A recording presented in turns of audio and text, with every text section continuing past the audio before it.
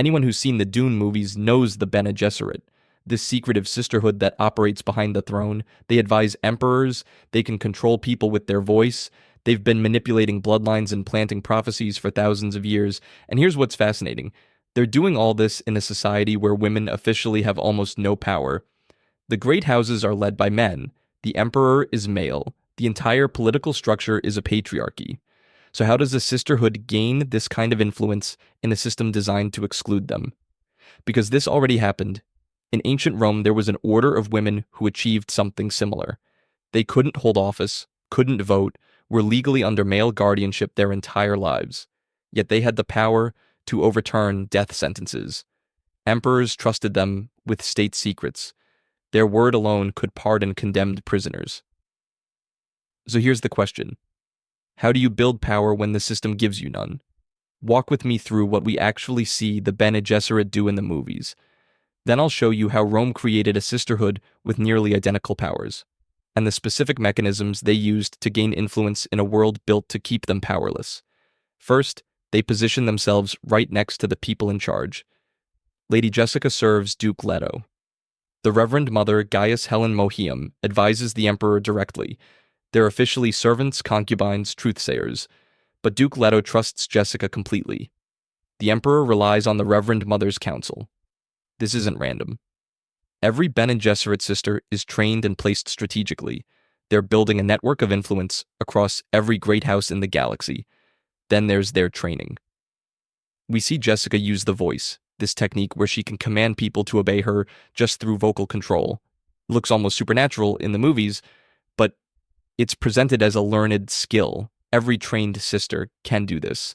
They also have this test, the Gamja bar, pain tolerance, mental discipline, the ability to override their own survival instincts. This isn't just ritual. It's demonstrating capabilities that make them valuable, even necessary, to the power structure. But their longest game is the breeding program. For thousands of years, they've been carefully arranging marriages, deciding who has children with whom, all to produce specific genetic outcomes. Jessica was supposed to have a daughter who would marry Phaedrautha Harkonnen. That child would have been the Kwisatz Haderach, this perfect being they've been engineering for millennia. Think about what that means. They're planning genetics across generations, controlling which bloodlines combine, effectively determining who inherits power, and maybe their most powerful tool, the Missionaria Protectiva. They've spent centuries planting prophecies across different cultures, creating myths about a mother and son who will liberate oppressed peoples. This isn't genuine faith, it's calculated preparation. They seed these beliefs so that if a Bene Gesserit ever needs protection somewhere, the local population already believes she's fulfilling their prophecy. We see it work perfectly with the Fremen. Paul and Jessica step right into a messiah myth that was engineered generations ago specifically for this purpose. So that's the system.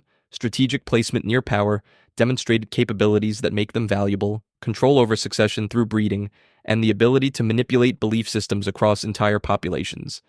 That's not just influence. That's institutional power operating parallel to the official government. Hit subscribe. Because what happened in Rome is going to show you exactly how this system works in practice. Now here's what's remarkable. Every mechanism I just described, the strategic positioning, the demonstrated value, the control over bloodlines, the religious authority, ancient Rome already built this system. The Vestal Virgins, and I'm not talking about a loose comparison, I'm talking about specific documented mechanisms of power that parallel what we see in Dune. In Rome, women were under male guardianship their entire lives. Father, then husband, then son. Women couldn't own property, couldn't make legal decisions, were essentially invisible in politics. Except the Vestals. When a girl was chosen to become a Vestal Virgin, usually between ages 6 and 10, she went through a ceremony called the Captio, the taking. The Pontifex Maximus, the chief priest, would literally take her by the hand and lead her away from her father. And here's what's crucial. This removed her from her father's legal control without making her anyone else's property.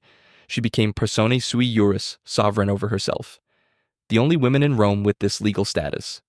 Their primary duty was tending the sacred flame of Vesta in the Temple of Vesta, located right in the Roman Forum, the center of political life. This flame represented Rome's security. The Romans believed that as long as it burned, Rome was protected by the gods. This created leverage. The Vestals weren't just performing ceremony, they were maintaining something Rome believed it couldn't survive without. That made them politically necessary. And here's where it gets really interesting. The Vestals safeguarded the wills of Rome's most powerful men. Julius Caesar's will, Mark Antony's will, Augustus's will. When Mark Antony's will needed to be revealed, Octavian had to take it from the Vestals. And there's debate among historians about whether what he read publicly was the real will or a forgery that better served his political agenda. Think about what this means. They knew who was supposed to inherit what, which families would maintain power, which bloodlines were legitimate. They held the documents that determined succession. And like the Bene Gesserit's Missionaria Protectiva, the Vestal's religious role was a tool for political stability. Their presence made official acts sacred. Their blessing gave legitimacy to leaders. They had the power to pardon condemned prisoners just by encountering them in the street. If a Vestal said someone should live, they lived. You see the parallels? Both the Bene Gesserit and the Vestals found the same solution. Use religious authority to gain political power in a system that officially excludes you. Make yourself so valuable to the state's survival that your influence becomes necessary, not optional. But here's what makes this fascinating and tragic. Both systems work by controlling women's bodies for the state's benefit. For Vestals, their virginity was synonymous with Rome's safety. The Romans literally believed that so long as their bodies remained unpenetrated, the walls of Rome would remain intact. Their sexuality belonged to the state. If a Vestal broke her vow of chastity, she was buried alive. Not executed, but sealed in an underground chamber and left to die. This happened multiple times throughout Roman history. And when Rome faced crises, the Vestals were the first to be blamed. Their chastity was questioned. They were used as scapegoats for political failures. The Bene Gesserit face similar control. Their breeding program isn't about their choice. It's about producing the Kwisatz Haderach for the sisterhood's purposes. Jessica's decision to have Paul instead of a daughter was an act of defiance that nearly destroyed their millennia-long plan. Both orders give women power, yes, but at the cost of complete control over their own bodies and reproduction. So here's what I want to explore in part 2. How did the Vestals build this system that would last 1,000 years? Because Rome didn't just hand them this power, and understanding how they built it shows you exactly what Frank Herbert was modeling when he created the Bene Gesserit. Drop a comment. Have you noticed other ways the Bene Gesserit mirror real historical power structures? And if you want to see how Paul Atreides follows the same pattern as Julius Caesar, that's linked in the description. The corrupt systems in Dune aren't science fiction. They're history. Subscribe and stay tuned for part 2, because once you understand how these power systems work, you'll see them everywhere.